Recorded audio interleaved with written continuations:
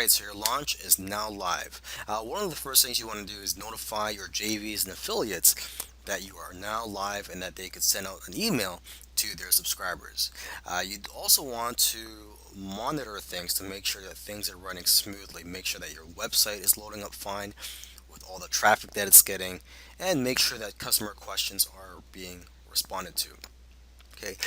You'd also want to continue to add new swipe emails throughout the week so that your affiliates have fresh new content that they could send out to their subscribers.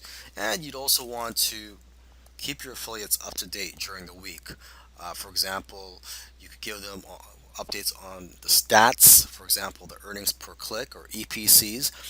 Tell them how many units have been sold, so you could make them feel confident that hey, this offer does convert, and you could also update them on your contest, so you can motivate them to promote. You could also hold more mini contests during the week, especially if your offer is converting and you're generating a lot of cash and profits in your launch. You can afford to hold more mini contests throughout the week and motivate affiliates to promote, bring in more sales, and bring in more leads into your business.